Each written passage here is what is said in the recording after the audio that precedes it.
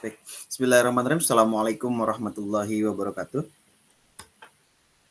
Waalaikumsalam warahmatullahi wabarakatuh. Selamat malam ya rekan-rekan semuanya. Pada hari ini kita melanjutkan ya pertemuan kita untuk mata kuliah Value Based Marketing ya. Nah, ini adalah sesi yang kelima ya, dimana kemarin sesi yang keempat sudah ya kita laksanakan di hari Rabu ya kemarin. Nah, sebelum kita mulai perkuliahan, kita buka ya perkuliahan kali ini dengan baca Bismillahirrahmanirrahim. Baik, berbicara tentang value based marketing ya, yang hari ini kita akan membahas tentang merumuskan visi dan misi manajemen pemasaran. Ini yang akan kita bahas nih pada hari ini. Jadi fokusnya adalah bagaimana kita membuat visi dan misi. Visinya apa yang mau disinikan, tapi visi misi ini adalah berfokus kepada yang difokuskan adalah tentang hubungannya dengan manajemen pemasaran. Sebentar, saya cari bahan dulu ya, nanti saya share.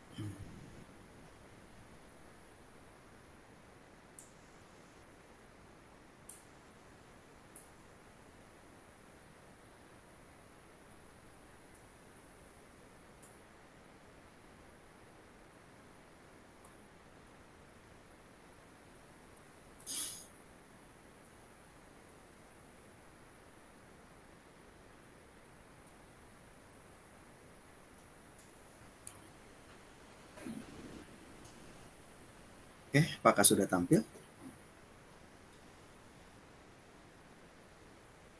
Sudah tampil ya? Sudah dok, sudah dosen. Sudah. Baik, hari ini kita akan berbicara tentang merumuskan visi dan misi manajemen pemasaran ya. Berbicara visi dan misi, berarti kita berbicara tentang yang namanya tujuan ya, atau target atau rencana ke depan ya.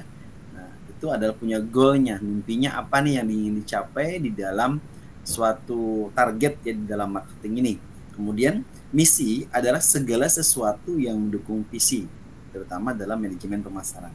Karena manajemen pemasaran ini merupakan ujung tombak ya di dalam suatu perusahaan atau suatu instansi di mana mereka untuk bisa mendapatkan yang namanya keuangan ya atau target dari suatu perusahaan, sehingga barang atau jasa yang dipasarkan itu laris dan laku di pasaran. Ini target utamanya ya yang berhubungan dengan perumusan visi dan misi. Capaian pembelajaran yang diharapkan ketika teman-teman sudah mempelajari sesi kelima ini, nanti bagaimana kita akan berbicara tentang menyusun visi, bagaimana kita menyusun visi. Kemudian kita bisa membedakan antara visi itu apa dan misi itu apa. Kemudian yang ketiga adalah menyusun strategic intent. Bagaimana kita menyusun strategic intentnya. Kemudian membandingkan beberapa visi dan misi.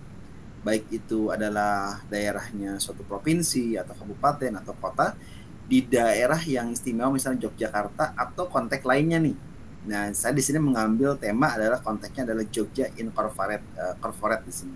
Nanti kita akan melihat teman-teman nanti ada sejenis analisa mungkin nanti dari suatu konteks kedaerahan atau mungkin instansi teman-teman. Nah, nanti teman-teman bisa membandingkan visi dan misinya bagaimana. Nah, kalau berbicara tentang visi misi kabupaten kota ya di dalam provinsi itu kan mau tidak mau kan mereka visi misinya harus sejalan, harus beriringan gitu. Kenapa harus beriringan? Karena kalau tidak beriringan nanti akan berbentrokan, mempunyai visi misi yang berbeda. Sama halnya dalam suatu perusahaan, teman-teman juga ketika punya visi misi itu harus sama antara pimpinan, direktur punya visi misinya, kemudian setiap manajer di dalamnya, manajer marketing juga punya visinya yang hampir sama dengan visi misi direktur. Kemudian manajemen keuangan juga demikian, manajemen SDM juga sama operasional dan sebagainya. Dan semua level staff yang di bawahnya adalah bagaimana mendukung visi yang diterapkan oleh perusahaan di dalam mencapai target yang diharapkan gitu. Jadi intinya visi misi dalam suatu perusahaan itu adalah satu komando.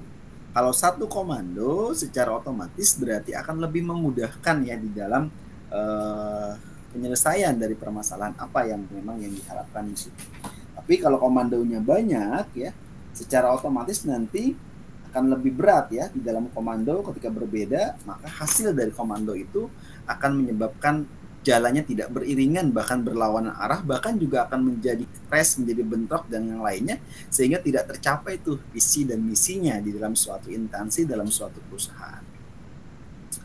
Berbicara menyusun visi, berarti kita harus bisa memformulasikan ya, visi ini amat penting nih sebagai arah strategi dan pedoman di dalam melaksanakan strategi yang diformulasikan itu bagaimana.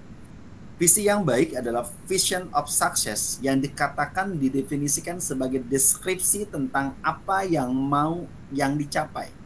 Apa yang mau dicapai oleh suatu organisasi setelah organisasi tersebut mengimplementasikan strateginya dan mencapai potensi sepenuhnya itu seperti apa. Ini menurut Bryson ya. Dikatakan targetnya apa, mimpinya apa. Suatu mimpi itu kemudian dibangun, diceritakan. Nah, setelah diceritakan gimana caranya itu untuk mencapainya itu, bagaimana untuk mengimplementasikan strategiknya itu apa gitu. Sehingga ketika sudah ada strategik yang dicapai, yang ingin dicapai, secara otomatis strategi, implementasi atau rencana apapun, kita akan mencari cara bagaimana cara menyelesaikannya, bagaimana cara mencapainya. Untuk apa? Untuk mencapai visi yang sudah ditetapkan itu. Jadi visi ini adalah gambaran utuh, gambaran view helikopter ya, kalau melihat tuh adalah gambaran targetnya itu secara general, secara umum untuk mencapai, seperti Indonesia ingin mencapai generasi emas tahun 2045, itu kan adalah visi besar Indonesia. Sementara yang lainnya, misinya setiap pemerintahan, kementerian, sampai dengan provinsi, kabupaten, dan yang lainnya itu mereka akan bersipadu bagaimana mencapai visinya tahun 2045 itu Indonesia emas. Sama seperti itu. Jadi satu komando. Bagaimana kita menyusun visi? Berbicara menyusun visi yang dirumuskan dengan baik, dia memiliki dua unsur utama. Yang pertama adalah unsurnya adalah unsur ideologi. Berbicara ideologi inti dalam suatu perusahaan, dia adalah perusahaan itu harus memiliki yang namanya karakter abadi sebuah organisasi dan merupakan identitas yang begitu penting. Bahkan saking pentingnya dia bisa melebihi model manajemen.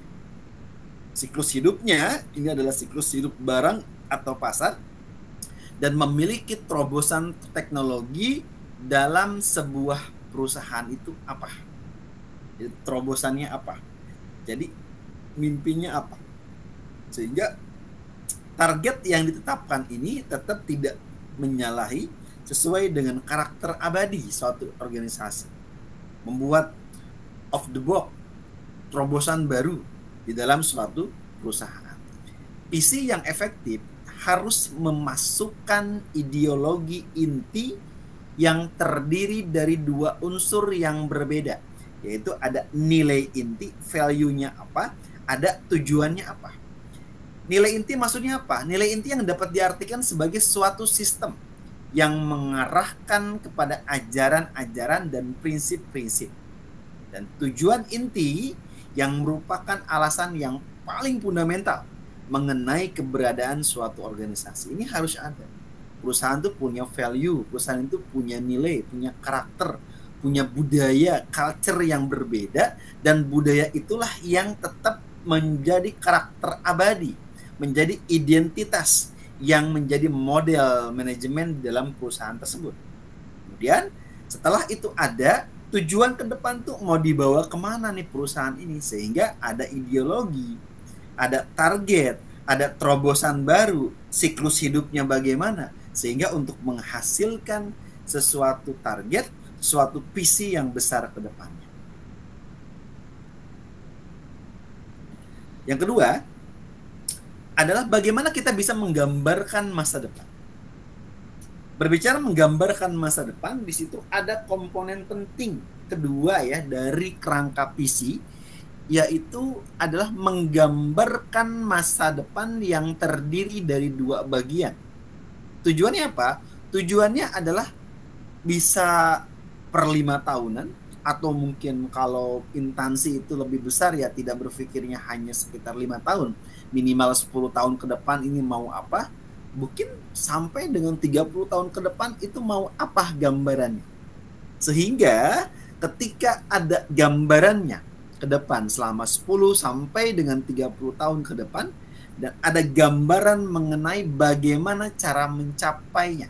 Sehingga ketika ada mencapai di dalam waktu kurang lebih 10 sampai dengan 30 tahun, dan dia bisa di dalam mencapai suatu tujuannya. Itu apa tujuannya?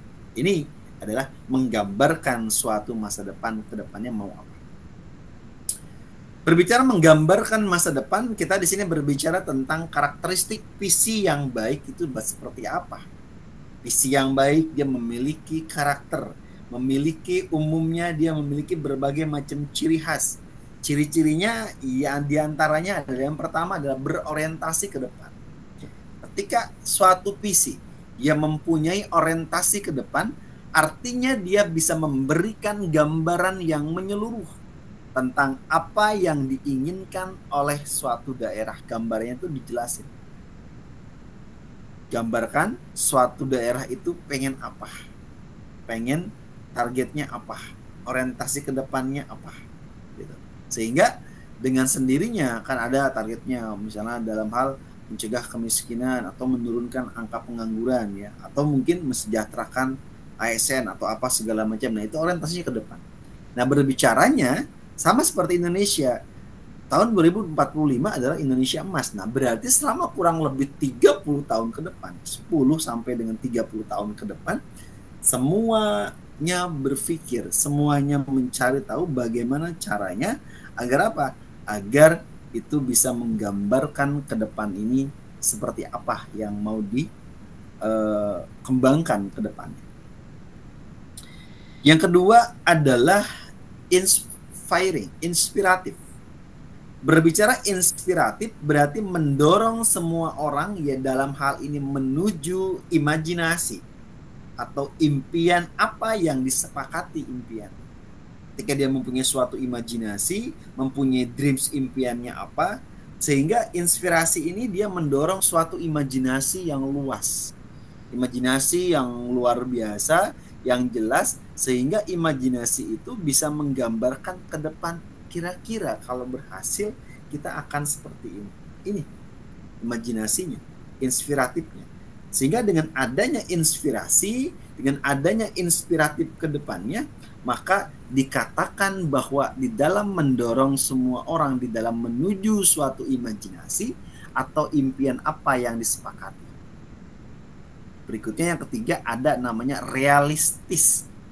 Apa tuh realistis? Berbicara tentang berupaya bagaimana di dalam mencapai gambaran realistis yang paling optimal selama kurun waktu tertentu. Itu apa secara realistisnya itu? Real, yang jelas, targetnya nggak muluk-muluk, visi misinya nggak muluk-muluk, sehingga yang digambarkan ini realistis sesuai dengan paling optimalnya dalam kurun waktu tertentu apa yang mau dicapai. Sehingga kita sudah tahu apa yang ingin dicapai, yang jelas adalah dia realistis yang jelas, sehingga yang dikatakan sesuatu visi harus memiliki ketiga orientasi ini.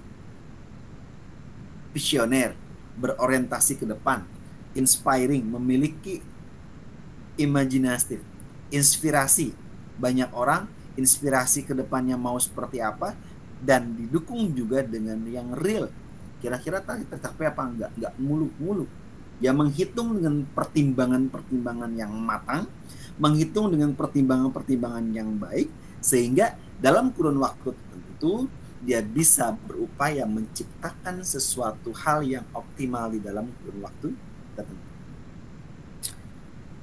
Visi dikatakan sebagai suatu pernyataan yang secara komprehensif tentang apa yang diinginkan oleh pemimpin organisasi, mengapa suatu organisasi berdiri, dan apa yang diyakininya atau gambaran masa depan organisasi itu seperti apa.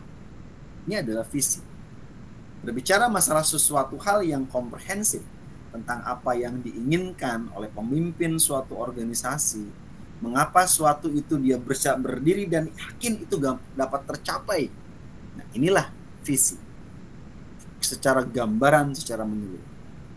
Kemudian misi adalah suatu pernyataan apa yang dilakukan oleh berbagai unit organisasi dan apa yang mereka harapkan untuk mencapai visi organisasi.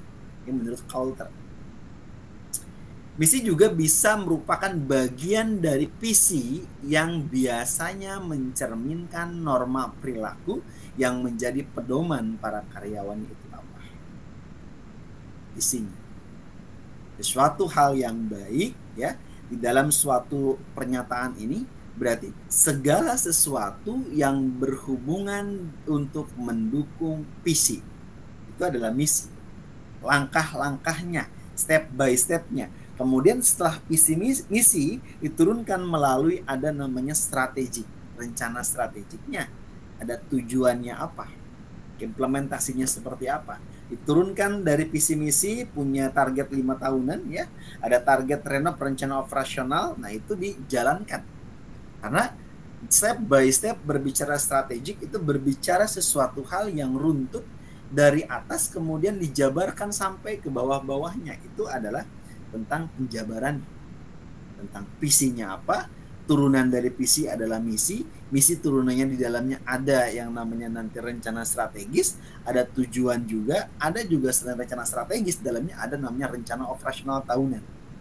Sehingga semua bergerak untuk mencapai visi. Ada 4 komponen utama yang perlu dipertimbangkan ya kalau misalnya kita menyusun suatu visi. Ini menurut Silver dan Coulter ya. Dia mengatakan bahwa 1. Visi dibangun berdasarkan dari nilai inti. Berbicara yang didasarkan pada nilai inti berarti nilai inti ini menjawab apa yang penting bagi suatu organisasi. Penting nggak? Apa nih yang paling penting? Setelah yang paling penting, kemudian apakah menjalankan bisnis secara etis dan bertanggung jawab? Bagaimana caranya? Dengan bisnis yang baik ya, dengan bisnis yang jelas dan bertanggung jawab, sehingga targetnya adalah bagaimana dia bisa memuaskan konsumen, kemudian menekankan pada kualitas ya, atau di dalamnya dia menjadi yang namanya pemimpin pasar. Pemimpin pasar berarti adalah suatu pimpinan yang dia bisa membangun suatu target. Ini apa?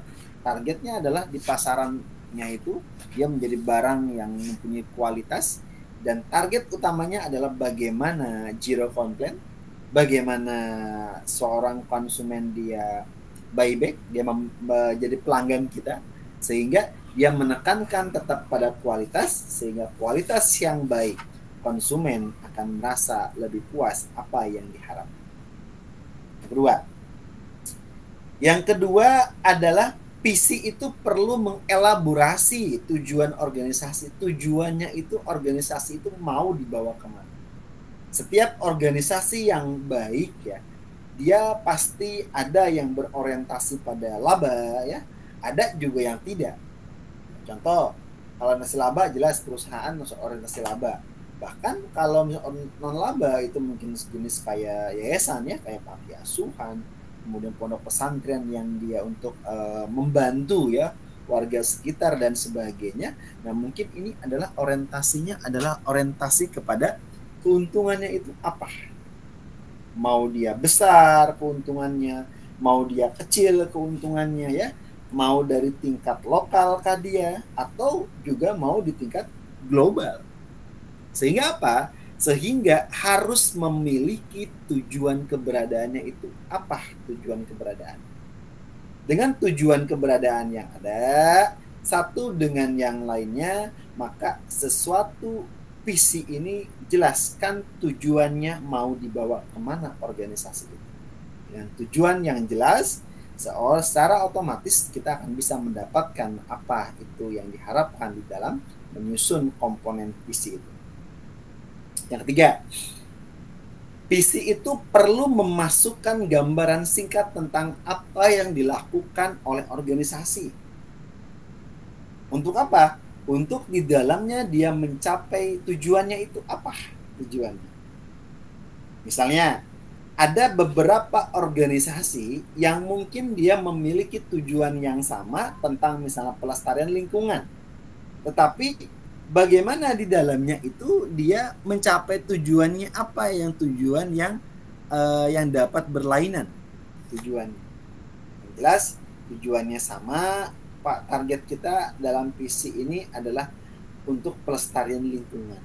Step by step yang diinginkan adalah, oh berarti kalau gitu jelas organisasi ini tujuannya adalah untuk tentang pelestarian lingkungan yang asri misalnya. Nah, ini yang ingin dicapai. Bisa jadi ada beberapa dari tim dan teamworknya itu ada yang nggak suka dan ada yang nggak setuju, itu hal yang wajar. Tapi di dalam suatu organisasi biasanya pimpinan tertinggi lah yang dia mempunyai kendali. Dialah sebagai drivernya. Dialah sebagai orang yang bisa memetakan ini mau dibawa kemana. Yang keempat, visi perlu di dalamnya merumuskan sasaran umum. Sasarannya itu mau dikemanakan sasarannya. Ketika jelas sasarannya itu mau dikemanakan ya, satu dengan yang lainnya, sehingga dengan sendirinya dia memiliki target secara umum. Target utamanya mau dibawa semua organisasi bekerja sama untuk bisa mewujudkannya.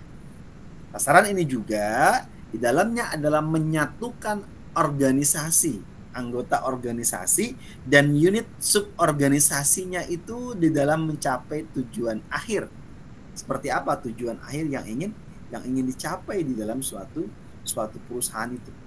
Sehingga dengan dia ingin dicapai sesuatu, nah ini akan mengakibatkan bahwa visi itu memiliki target yang jelas. Bagaimana ada kerjasama teamworknya untuk bisa mencapai tujuannya itu dengan baik. Kemudian ada namanya skema klarifikasi berdasarkan pada misi. Nah, ini ada skema klarifikasi, berarti di sini berdasarkan pada apa? Pada misi. Kita lihat kategori dari organisasinya itu apa kategorinya. Yang pertama, ada suatu organisasi yang dia itu orientasinya adalah pada keuntungan, pada laba. Yang di dalamnya dia memberikan keuntungan ya bagi pemiliknya. Bagi juga di sini dalamnya ada karyawan dan lainnya yang kebanyakan dia memiliki bertransaksi dengan organisasi tersebut. Misalnya adalah General Motor misalnya. Nah, itu adalah sama di dalamnya. Bagaimana organisasi itu memiliki orientasi dari keuntungannya itu apa. Sehingga para karyawan jelas dia akan lebih banyak transaksi. Kemudian yang kedua adalah asosiasi. Asosiasi yang membawa manfaat saling menguntungkan bagi anggota di dalam organisasi tersebut. Misalnya ada yang namanya klub golf ya, atau mungkin serikat pekerja dalamnya. Ada adalah bentuk asosiasi yang dimana bentuknya itu dia memiliki manfaat. Manfaatnya adalah dengan manfaat lebih ke arah anggotanya. Ada di dalamnya asosiasi pedagang, ada di dalamnya asosiasi banyak ya, guru pun punya asosiasi, dosen juga punya. Mungkin para serikat pekerja buruh jelas dia punya juga organisasi. Atau mungkin bagian orang-orang yang di dalamnya asosiasi apalagi, mungkin asosiasi lulusan dari misalnya manajemen dan sebagainya pun itu bisa dijadikan sebagai suatu asosiasi. Yang jelas asosiasi ini berawal dari tim, berawal dari anggota, dan anggota itulah sepakat di dalamnya mereka membuat di dalam keuntungan di dalam suatu organisasi. Yang ketiga ada namanya organisasi jasa. Berbicara organisasi jasa, berarti kita berbicara tentang manfaat bagi klien itu apa. Misalnya ada United Way atau US ya, Department of Health and Human Service. Nah, ini bagaimana nih organisasi jasa di tingkat dunia berhubungan dengan kesehatan dan pelayanan terhadap manusia atau HAM di dalamnya itu. Nah, ini adalah organisasi yang gimana mereka membela kemanusiaan, membela kliennya ya, dengan membela kesehatan dan sebagainya. Yang keempat, ada organisasi Commonwealth. Nah, ini adalah yang memberikan manfaat bagi masyarakat ya secara keseluruhan. Contohnya apa? Pertahanan Amerika Serikat. Ini sama. Organisasi Commonwealth. Berikutnya berbicara tentang strategic intent. Visi dan misi idealnya dia mempunyai strategik yang secara kontinu, strategik yang secara intens seringkali dicampur adukan. 3 konsep ini dalamnya apa? Saling melengkapi, khususnya suatu misi yang di dalamnya berhubungan erat dengan strategic intens. Bagaimana strategik dibuat, bagaimana perencanaan dibuat, nah ini harus lebih intens. Kendati pun perlu digarisbawahi bahwa strategic intent ini di dalamnya menggambarkan suatu sikap yang agresif dalam menjalankan strategi, yang tidak menjadi bagian ya dari visi, misi, tujuan dan sasaran di dalam suatu perusahaan dalam mencapai namanya strategic fit ya, suatu strategi yang menurut Higgins dan Feiches. Sehingga yang terjadi strategic intent ini boleh dilaksanakan tapi tanpa mencampur adukan berbagai macam kepentingan. Targetnya satu, yang jelas apa targetnya? Targetnya adalah organisasi tersebut aja dengan teman-temannya, bagaimana dengan teamworknya itu harus dibuatkan. Strategiknya bagaimana di dalam pelaksanaan. Ketika sudah dilaksanakan dengan baik ya, secara otomatis ya akan memiliki strategi yang lebih baik lagi. Berikutnya apa lagi? Berikutnya adalah yang diuraikan mengenai sasaran dan tujuan strategiknya itu apa? Strategic intent ini. Pertama, ada namanya sasaran. Sasaran artinya apa? Sasaran didefinisikan sebagai misi perusahaan yang dalam konteks beberapa wilayah hasil kunci. Sasarannya yang tidak spesifik ya pada tujuan secara objektif, sedangkan tujuan didefinisikan dengan menggunakan sasaran ya. Sasaran strategik juga membantu manajer untuk mengetahui apa yang perlu diselesaikan ya di dalam suatu perusahaan secara umum tanpa perlu dipengaruhi oleh masalah pengukuran dan lamanya waktu di dalamnya. Itu adalah sasaran. Targetnya setahun ya sudah setahun, targetnya ya 6 bulan ya 6 bulan diselesaikan gitu. Kenapa? Karena di dalam sasaran jelas satu dengan yang lainnya dia harus bisa dalam melakukan pengukuran di dalam suatu sasaran.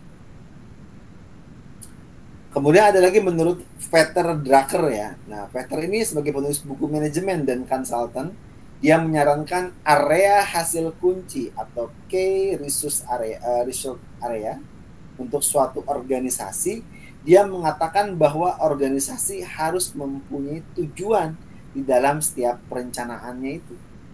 Apa perencanaan sasarannya? Dibuatkan.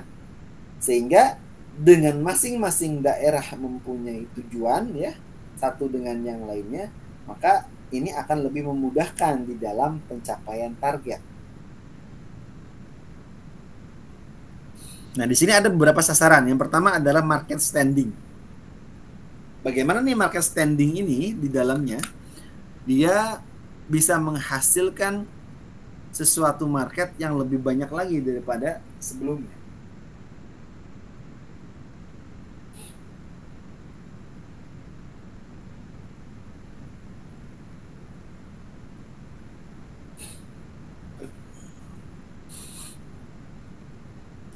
Jadi yang jelas sasaran demi sasaran ini, mulai dari tadi berbicara market standing ini, dia akan lebih namanya memposisikan kira-kira kedudukan suatu perusahaannya itu dia ada di dengan pesaingnya, pasar dengan bandingkan pesaingnya, atau market itu hanya mencerminkan beberapa merek kuat aja, tidak semua produk itu baik, tidak semua produk itu laku, ya kan? Jadi produknya itu yang laku hanya beberapa yang memang sudah punya nama, sehingga yang belum mau tidak mau harus dipasarkan agar mereka bisa. Ada beberapa indikator di dalam market standing. Dalamnya ada pangsa pasar, ya, ada namanya market share, ada citra merek. Nah ini kalau teman-teman mau diinikan ya, mau dihakikan atau mau dibuatkan paten.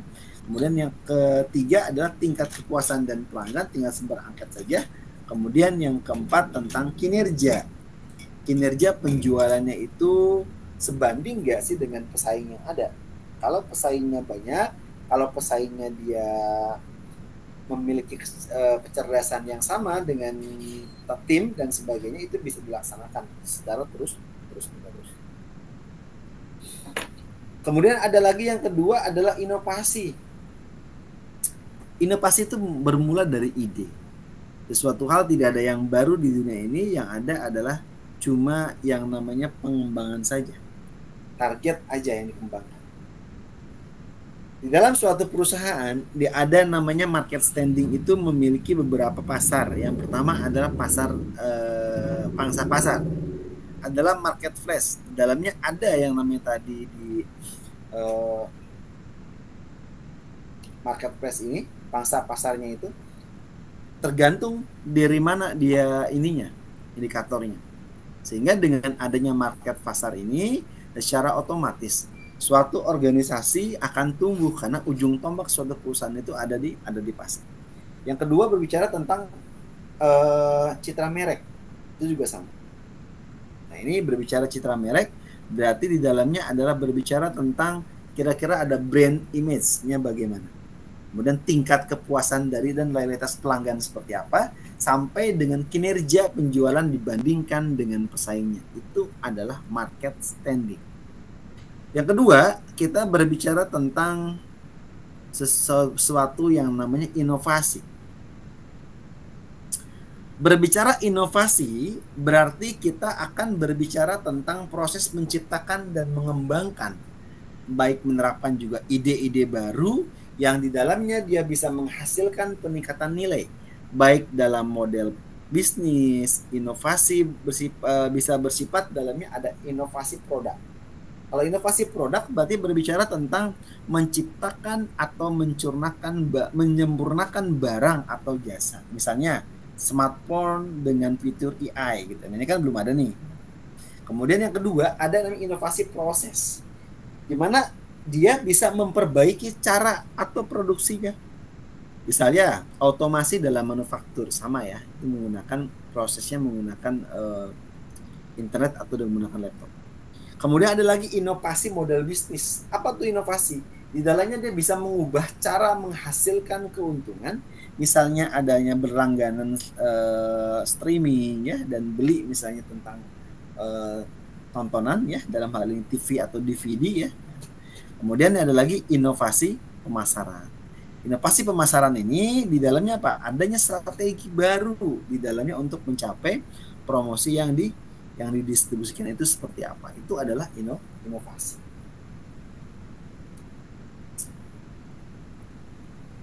Kemudian setelah inovasi ada namanya produktivitas. Kalau bicara produktivitas berarti kita berbicara tentang ukuran esensi dari menggunakan sumber daya yang ada ya, dalamnya ada efisiensi waktu, tenaga kerja, ada modal ya, untuk dalamnya apa? Menghasilkan outputnya yang dihasilkan. Ketika output yang dihasilkan satu dengan yang lainnya, maka akan didapatkan lebih sedikit rumus di dalam penelitian produktivitas ini. Sehingga apa yang ada rumusnya? Produktivitas sama dengan output dibagi dengan input. Contoh, jika satu karyawan dapat memproduksi misalnya ada 50 unit per hari. Kemudian pimpinan menetapkan ada kenaikan target dari 70 unit setiap nambah jam kerja. Berarti produktivitasnya kan naik dengan sendirinya.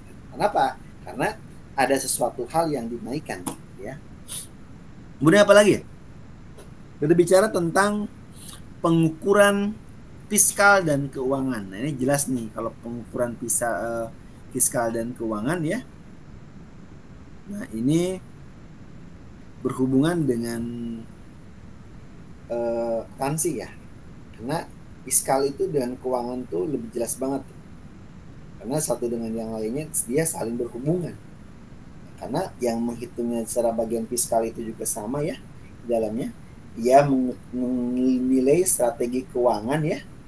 Nah, ini juga bisa pemerintah atau perusahaan, ya, dalam hal ini membuat yang namanya indikator keuangan tertentu di dalam mencapai tujuan kesehatan secara fiskal dan mungkin kinerja instansi dalamnya. Pertama ada yang namanya pengukuran fiskal. Nah, ini biasanya prosesnya itu di dalamnya adalah menilai kondisi keuangan suatu entitas dalam hal organisasi, bagaimana mereka memerintah dari perusahaan ini berdasarkan dari indikator keuangan tertentu. Sehingga tujuannya apa? Tujuannya adalah untuk mengetahui adanya kesehatan secara fiskal.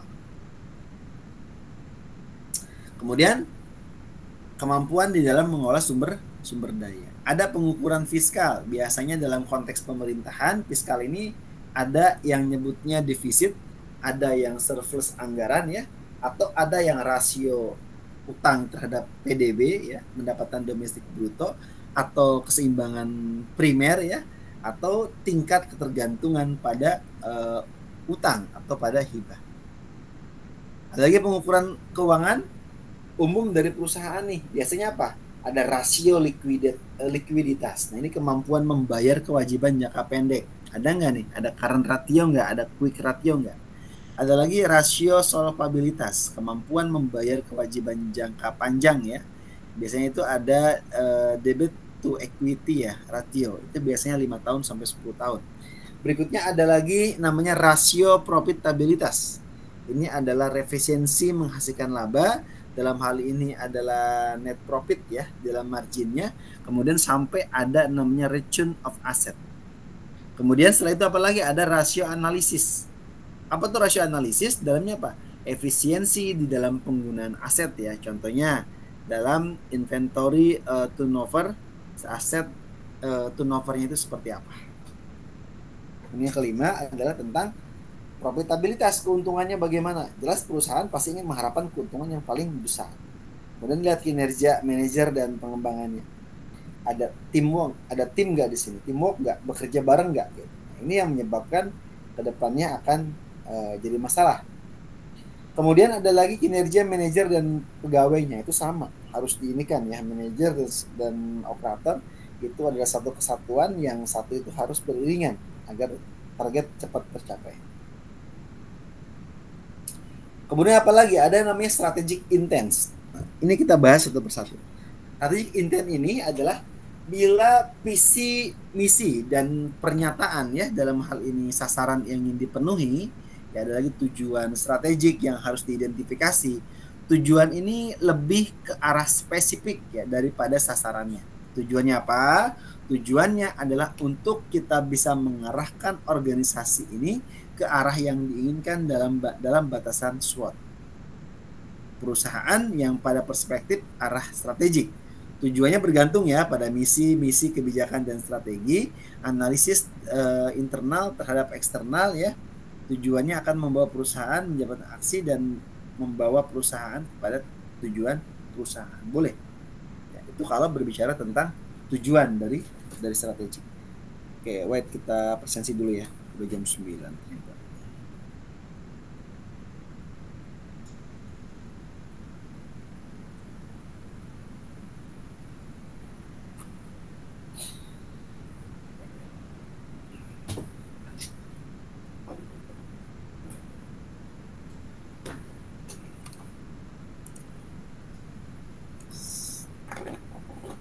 Sebentar.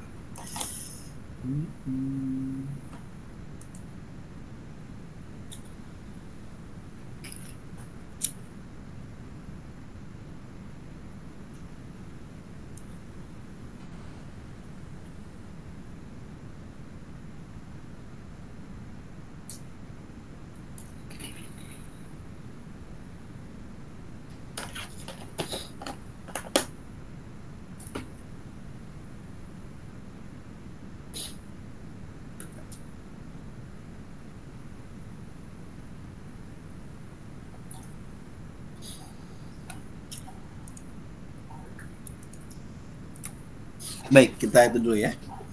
Sinta Yulia ada?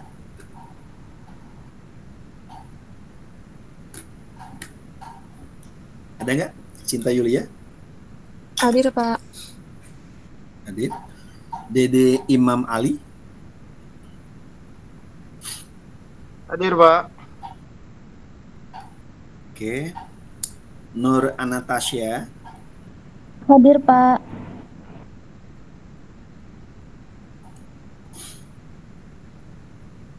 Kemudian Nadah Lutfiah? Hadir, Pak.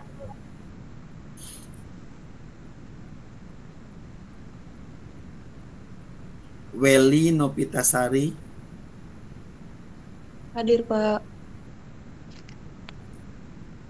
Galih Purnama? Hadir, Pak. Oke. Nia Cahyaningrum?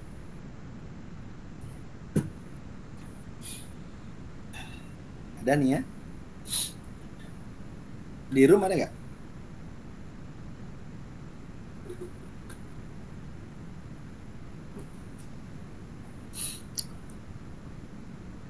Pak, Nia tadi di jalan sih Pak, mungkin Tapi terputus. di room ada nggak? Join nggak? Tadi ada Pak, cuman nggak tahu sekarang ya Pak. Sekarang udah nggak ada nih. Tapi tadi ada ya masuk ya? Oke, saya hadirkan aja. Niluh Ika Putri? Hadir, Pak. Gok Mariana? Hadir Pak. Alivia Rahmalia? Hadir, Pak. Widodo? Hadir, Pak. Hadir. Oke, Markus Nurdianto? Hadir, Pak. Didik Kurniawan? Hadir, Pak. Oke. Sigit Yulianto? Hadir, Pak. Dani Febrianto? Hadir, Pak. Ardianto Apandi? Hadir. Pex Bayu Trisetyo? Hadir. Hadir. Oke, hadir semua ya.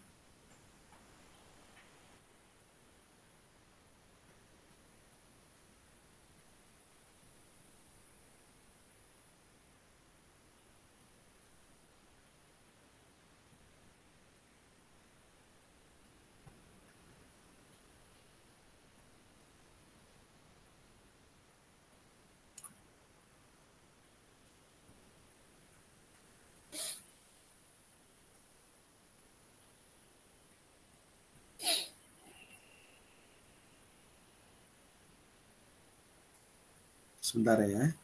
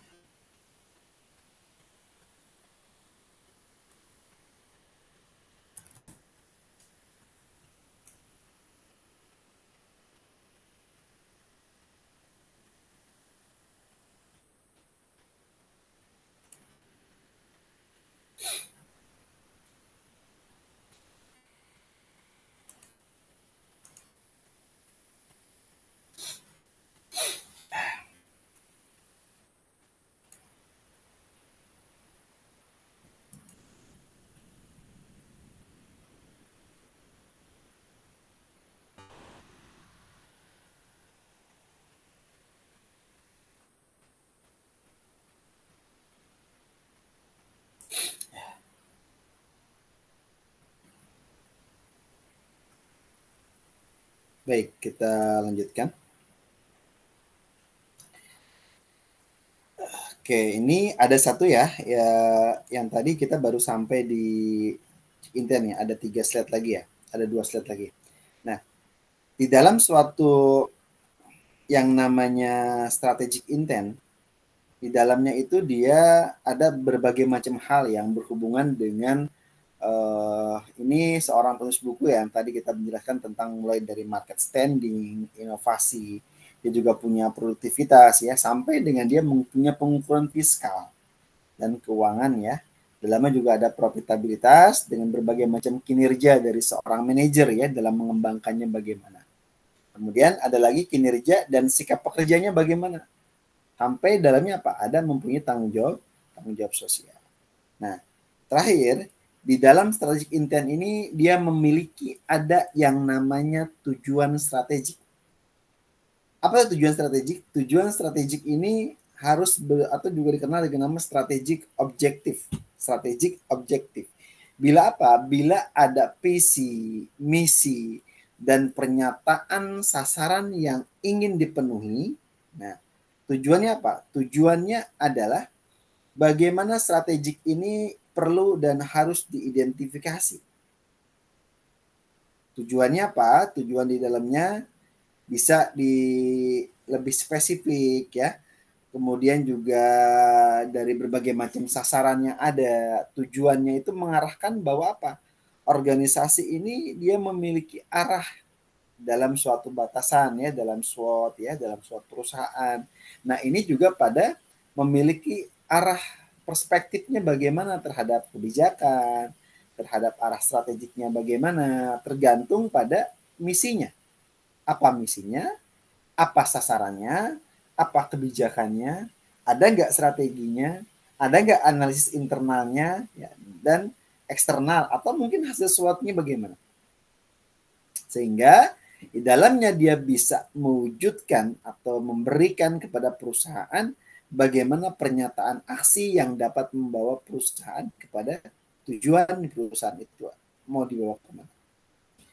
Berdasarkan survei yang membuktikan bahwa komponen dari tujuan yang baik ini biasanya mencakup beberapa macam hal ya, mulai dari atribut yang dilihatnya apa, kemudian ada indeks untuk mengukur kemajuannya itu bagaimana ya, ada target yang ingin dicapainya bagaimana, atau hambatan apa yang dihadapi.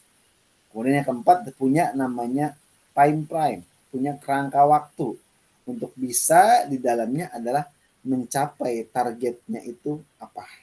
Sehingga target yang ada, target yang sudah ditetapkan dapat tercapai berdasarkan dari misi tadi, visi tadi di dalamnya kan.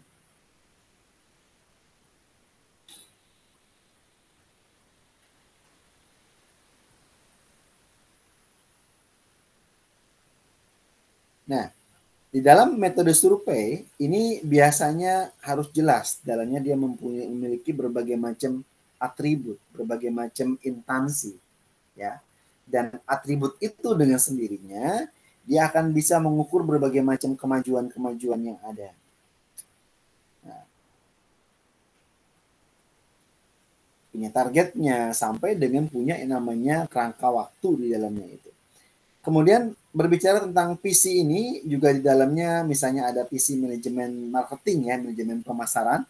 Dia adalah visinya jelas bahwa dia harus bisa menggambarkan jangkauan ke depan itu apa yang namanya jangkauan jangka panjang ini mengenai posisi perusahaan yang ideal itu seperti apa.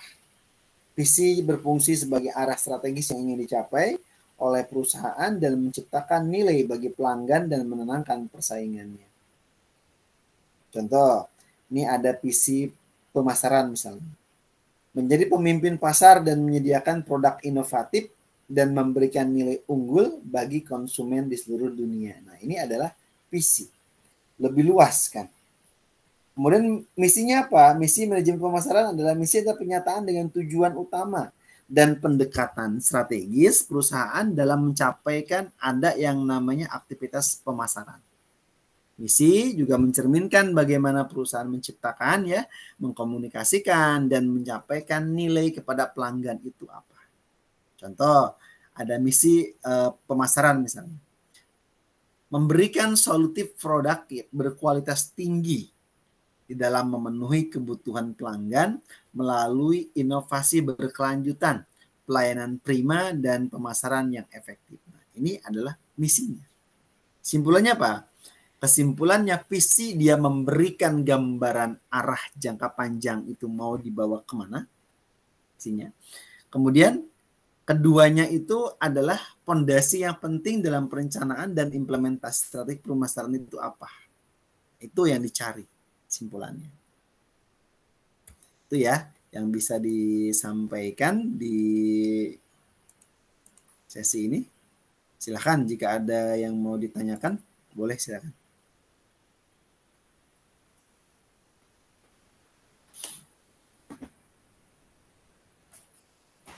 Malam Pak dosen. Malam. Arif. Oh, tanya aja Pak, sharing aja Pak. Seberapa pengaruhnya visi dan misi sekaligus budaya kerja itu di perusahaan menentukan kinerja perusahaan itu sendiri Pak, atau menentukan kinerja dari individu yang ada di perusahaan tersebut Pak, sebelum kita membangun sebuah usaha. Terima kasih Pak. Baik, bicara masalah seberapa besar ya pengaruhnya visi misi ini. Bapak sama, Bapak juga ketika pas mau kuliah juga punya visi misi ya. Kenapa kuliah gitu? Itu juga sama itu. Ada yang mau ngasih tanggapan dulu nggak? Sok dari tadi seberapa besar pengaruh visi misi? Monggo silakan. Malam, Pak. Malam. Izin sharing dengan pertanyaan Pak Widodo ya, Pak, yang tadi. Boleh, silakan. Seberapa penting ya? Menurut saya pribadi itu ya sangat penting sekali. Karena ketika kita punya tujuan, kita akan punya pemikiran bagaimana cara mencapai tujuan tersebut atau menyusun strategi agar kita bisa mencapai tujuan tersebut. Mungkin itu aja sih, Pak. Terima kasih. Baik, ada lagi? Target ya, di dalam suatu apapun kita punya yang namanya tujuan untuk mencapai visi. Sama halnya diri kita sendiri pun punya keinginan, pengen apa sih. Nah, bagaimana untuk mendapatkan kata pengen itu, untuk mencapainya seperti apa gitu. So, ini kayaknya masing-masing bisa berpendapat nih kayaknya nih, biar agak lebih masukannya lebih banyak nih, karena kita berbicara tentang dreams. Saya sih lebih mengartikan visi ini adalah mimpi besar. Jadi kalau ibaratnya mimpi besar teman apa gitu ya, itu kalau secara personal, perusahaan juga ke depan mau apa gitu. Silakan. Biar kita bisa interaktif ya dengan yang lainnya ya. Monggo.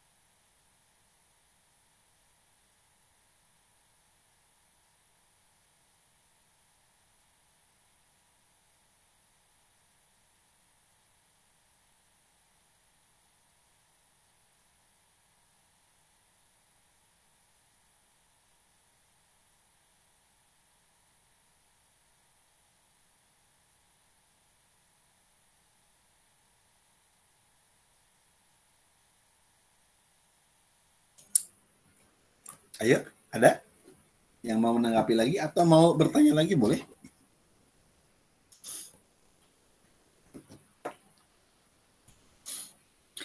Saya jawab ringkas gini.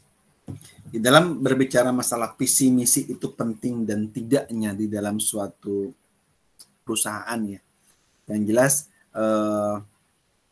ini tujuan sesuatu apapun ini sangat penting di dalam untuk mencapai tujuan itu apa. Kalau dikatakan seberapa penting ya, saya mengatakan ini sangat penting gitu. Gambaran visi itu kalau saya menggambarkan itu kalau secara analogi saya. Visi itu adalah mimpi terbesar di dalam suatu instansi, di dalam suatu perusahaan. Perusahaan itu mau dibawa kemana, itu otomatis terbesar banget.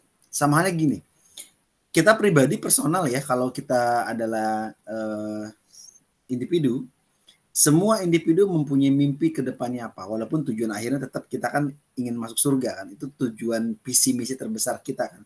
Kan visi misi terbesar sebenarnya sederhana kan, hidup di dunia ya bahagia, kaya raya dan mati masuk surga kan, itu sebenarnya. Kalau secara global ya, kalau dalam personalnya gitu ya. Nah, kalau dihubungkan dengan suatu perusahaan, visi dan misi ini sangat penting.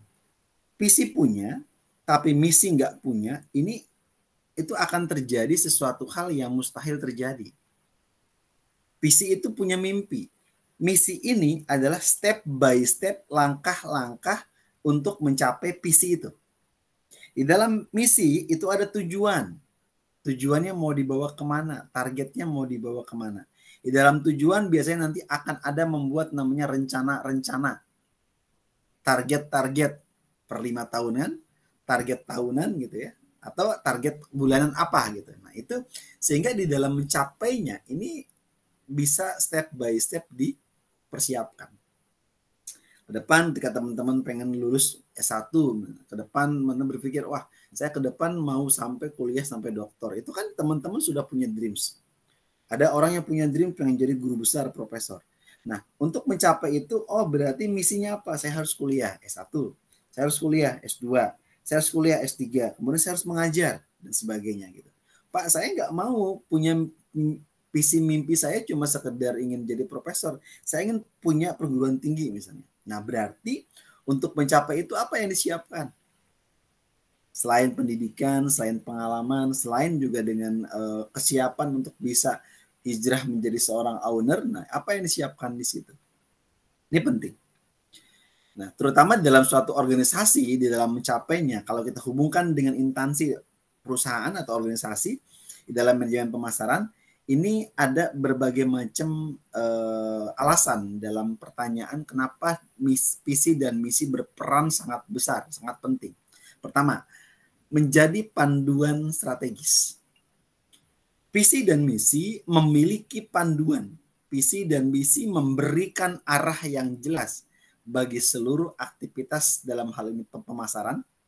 Tanpa visi misi yang jelas, strategi yang bisa dicapai gak akan terarah dan bahkan inkonsisten, semaunya saja. Karena manusia cenderung kalau tidak ada target, tidak ada visi misi, tidak ada SOP, tidak ada arah, ya semaunya. Sehingga apa yang tidak tercapai tidak akan tercapai. Kalau kita dihadapkan sebagai owner, kita dihadapkan sebagai pemilik, pemilik akan berjuang mati-matian bagaimana caranya instansi tersebut tuh harus maju dan harus besar. Pasti kan itu.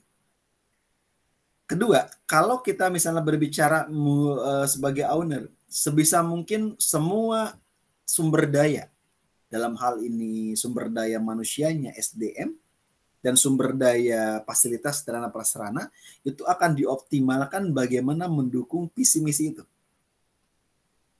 Kemudian ketiga, bisa juga seorang owner bagaimana bisa menggerakkan semua potensi yang dia miliki untuk mencapai target pasar yang paling besar yang dia miliki. Itu kalau berbicara dengan owner. Berbicara pimpinan juga sama. Pimpinan tertinggi dalam hal ini misalnya seorang direktur, itu juga punya target. Ada tangan kanan, tangan kirinya, kaki dan sebagainya, itu ada manajer-manajer di dalamnya. Mereka punya juga hal yang memang harus mendukung visi misi dari suatu instansi itu. Kalau karyawan sendiri, staff, ada punya pimpinan, ada leader, ada manajer dan sebagainya, itu kalau tidak indisiplin, tidak punya target yang harus dicapai, yang ada berjalannya semaunya. Sehingga apa yang terjadi? Tidak akan bekerja semaksimal mungkin, sehingga yang ada adalah merugikan perusahaan yang dirugikan. Makanya orientasinya kita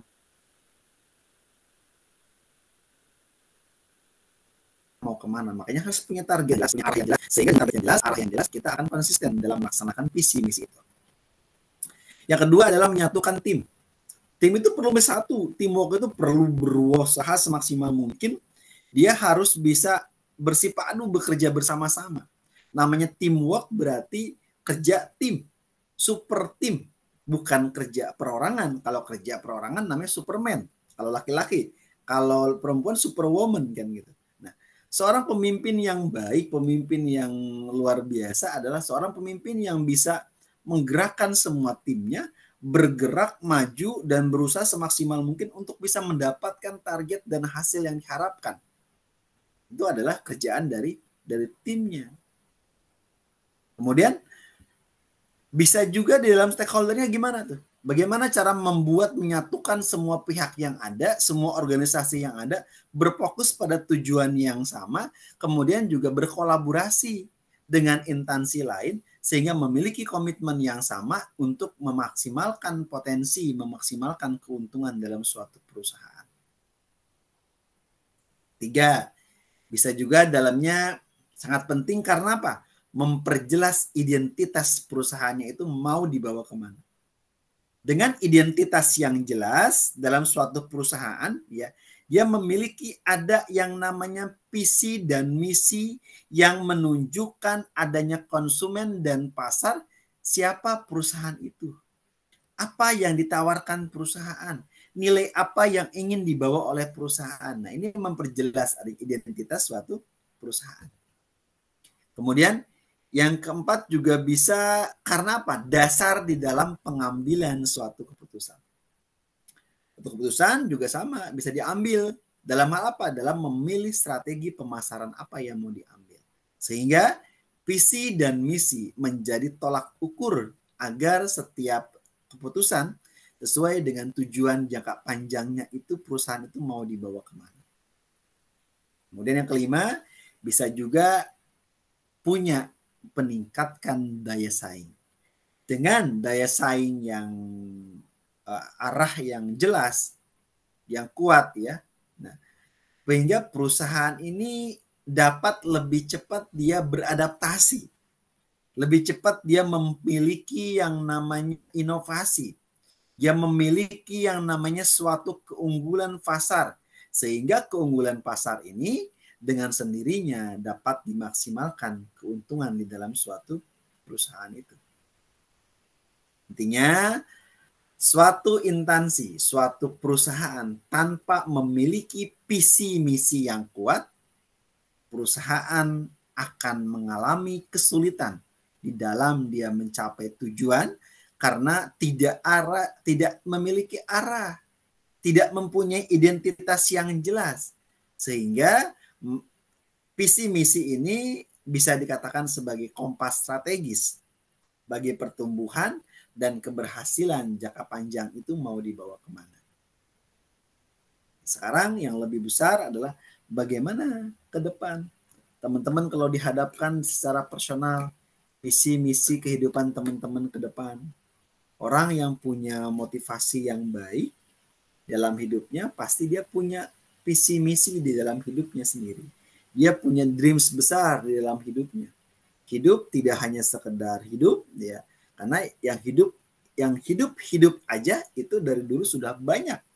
Sudah banyak orang yang hidup biasa aja, kemudian akhirnya dengan perjalanan waktu akhirnya juga berujung juga dengan kontraknya sudah habis dengan di dunia ini, kemudian juga tidak meninggalkan apa-apa. Kita punya waktu yang sama. Waktu kita sama-sama 24 jam. Seorang presiden pun waktunya 24 jam. Kita sendiri pun waktunya 24 jam dengan kesibukan kita masing-masing. Tetapi hanya arahnya yang berbeda. Hanya komposisinya yang berbeda. Kalau seorang presiden bisa 24 jam dia mengurus negara yang Indonesia yang begitu besarnya. Kita yang saat ini hanya bisa mengurus diri sendiri.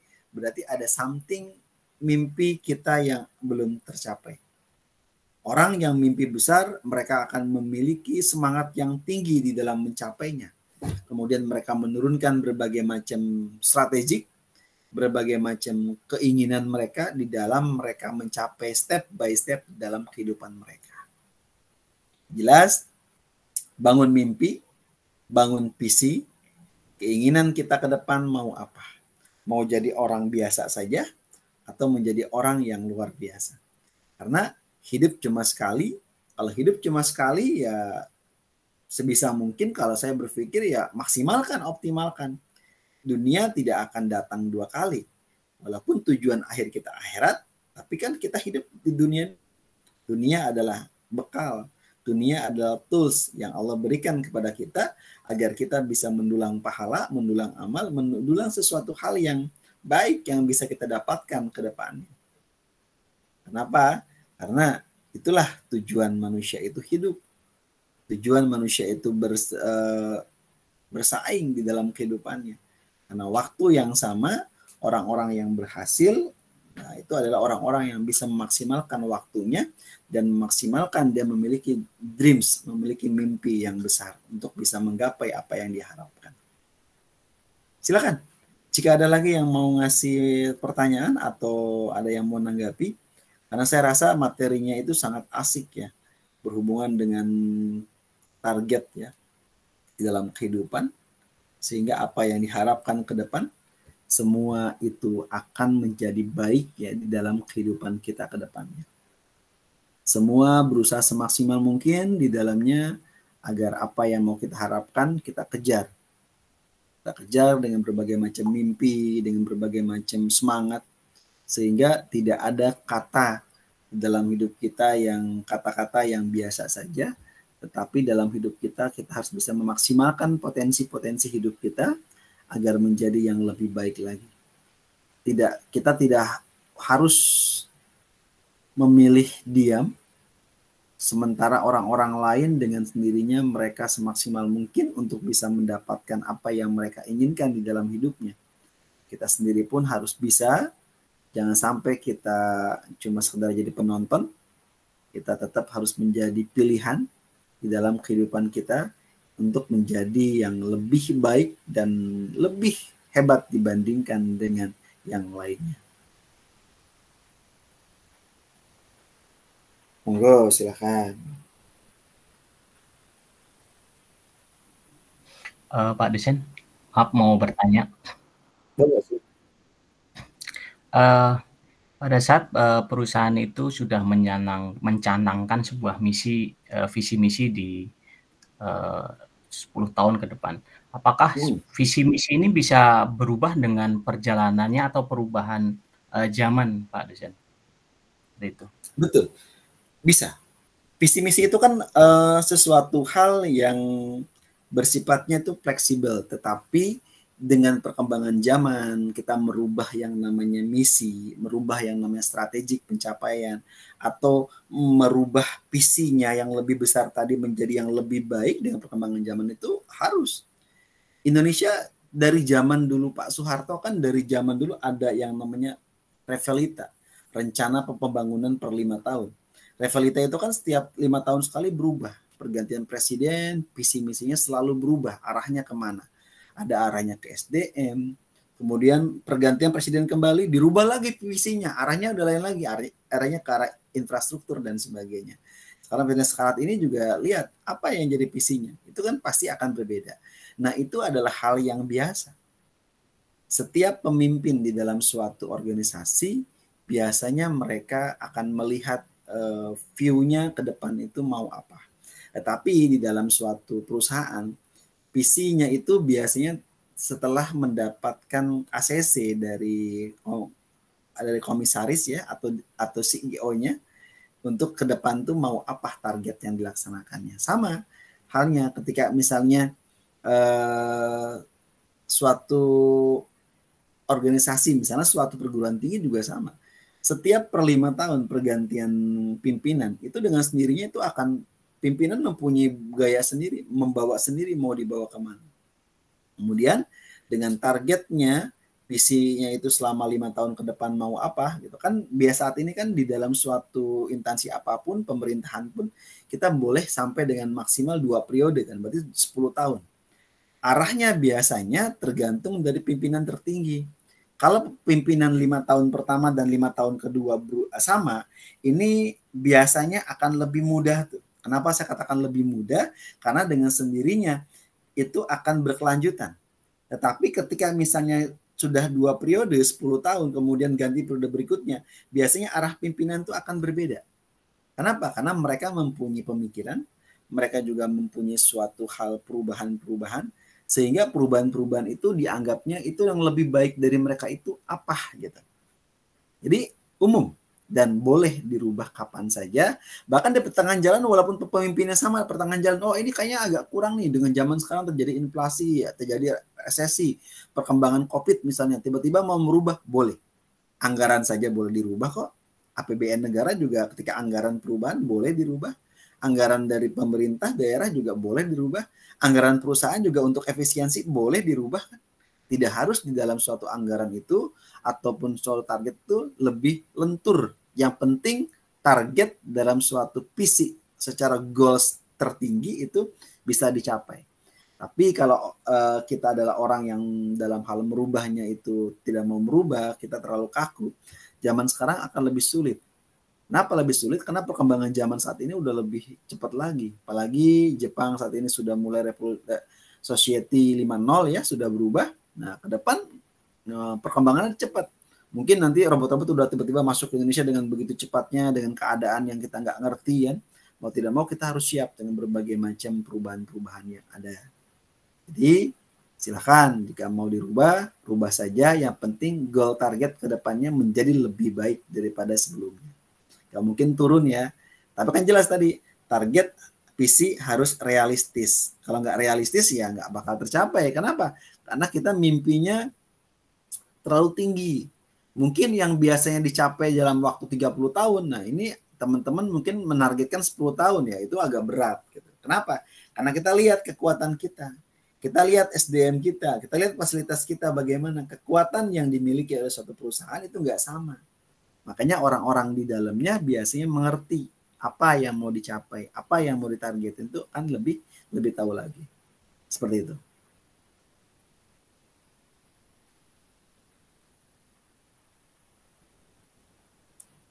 Ada lagi?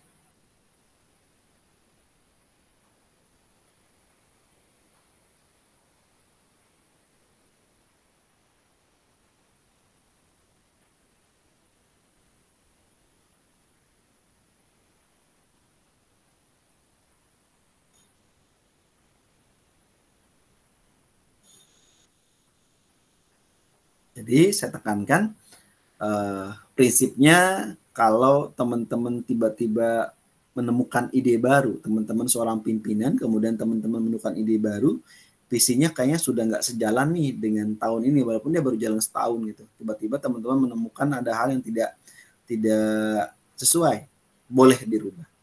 Tapi tidak seharusnya ya berjalan sebelum waktunya atau juga berubah terlalu cepat juga. Jangan juga, karena arahnya nanti akan nggak jelas arahnya. Visi boleh berubah jika ada perubahan besar di lingkungan bisnis. Misalnya ada disrupsi teknologi yang signifikan, adanya krisis global, adanya pandemi COVID-19, sehingga harus merubah nih, menggeser, boleh. Ada perusahaan mengalami pergeseran fokusnya, kemudian ada juga restrukturisasi besar-besaran, ya itu juga mungkin arahnya pasti akan dirubah. Kemudian visi yang lama mungkin sudah tercapai, ya cepat tercapainya nih, dan perusahaan yang perlu arah baru yang lainnya. Nah, ini perlu juga dipertimbangkan ya secara matang ya, agar tidak membingungkan tim dan tidak membingungkan stakeholder yang ada. Kemudian bisa juga visi juga tidak sejalan nih sebelum waktunya, sehingga visi bersifat jangka panjang dan inspiratif, bukan rencana jangka pendek. Jika dijalankan sebelum waktunya, tanpa persiapan, tanpa strategi, atau mungkin tanpa sumber daya yang cukup ya, ini bisa mengakibatkan gagal strategi yang tercapai, menimbulkan kebingungan organisasi, atau juga menurunkan motivasi karena hasilnya yang tidak sesuai harapan. Visi bisa berubah bila perlu, tapi pelaksanaannya harus bertahap ya, dan harus terencana dengan baik, sesuai dengan kesiapan organisasi. Visi bukan sekedar tujuan, tapi arah besar yang dicapai melalui misi dan strategi. Setiap pemimpin mempunyai style berbeda-beda, mempunyai gaya pemimpin yang berbeda-beda. Biasanya yang terjadi ketika ganti pimpinan, maka visi misi itu biasanya akan berubah, biasanya seperti itu.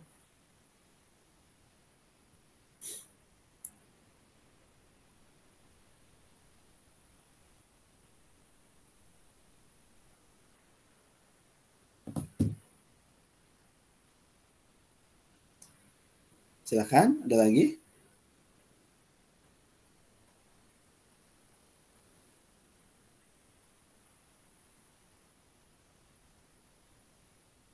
Kalau tidak ada, saya simpulkan. Visi dalam manajemen pemasaran ini dapat berubah ya, jika situasi dan kebutuhan organisasi berubah. Namun, perubahan tersebut harus dilakukan dengan hati-hati dan terencana. Visi tidak seharusnya dijalankan sebelum waktunya, karena dapat menyebabkan ketidaksiapan strategi yang ada dan sumber daya yang ada. Oleh karena itu, visi harus mempunyai arah jangka panjang dan dicapai secara bertahap melalui misi dan strategi yang tepat. Visi misi dibuat oleh pimpinan, kemudian dijabarkan oleh manajer, wakil-wakil dan manajer-manajer dan staf yang lainnya, dibuatkan di dalam misi dan dibuatkan di dalam renstra, rencana strategis per 5 tahun, atau dibuatkan setiap staf unit organisasi dalamnya ada yang namanya rencana operasional tahunan yang dibuat, yang dijalankan di dalamnya. Setiap per 6 bulan atau per 3 bulan diadakan evaluasi, diadakan perbaikan, diadakan audit mutu, sehingga diharapkan ke depan mereka memiliki sesuatu visi, target yang dicapai dengan hasil yang maksimal. Sehingga apapun rencana perusahaan tetap tercapai dengan tujuan yang luar biasa. Mungkin itu ya yang bisa disampaikan untuk diskusi kita di malam hari ini yang berhubungan dengan visi misi, yang berhubungan dengan manajemen dan pemasaran itu dirumuskan ke depannya seperti apa. Baik, sampai jumpa di sesi ke-6 ya. Berarti nanti ada sesi ke-6 ini di hari Jumat ya. Tanggal 2 ya. Betul. Tanggal 2. Berarti kita 2 kali lagi nih. Ada nanti tugas-tugas saya belum ini ya. Nanti coba saya buat tugas dulu ya. Nanti ada 3 tugas nih. Nanti bisa di hari ini saya masukkan, kemudian di sesi ke-6 dan sesi ke-7 gitu.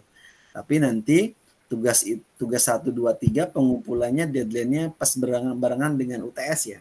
Jadi kalau UTS-nya ada di 16 Mei ya UTS-nya, berarti secara otomatis nanti deadline pengumpulan tugas pun paling lambat di tanggal 16 Mei. Itu di jamnya biasa saya pakai jam paling malam jam 23.59 penguploadannya. UTS nanti kita sepakati ya di pertemuan ke-7, apakah mau bentuk proyek, apakah mau bentuk soal, nah nanti kita sepakati di pertemuan ke-7 ya. Agar nanti saya membuat soalnya sesuaikan dengan kesepakatan kita di sesi yang ke-7. Terima kasih, sampai jumpa di minggu depan. Kita akhir bersama Alhamdulillahirrahmanirrahim. Assalamualaikum warahmatullahi wabarakatuh. Waalaikumsalam. Waalaikumsalam warahmatullahi wabarakatuh. Terima kasih Pak dosen. Terima kasih Pak Arif. Semoga sehat selalu Pak.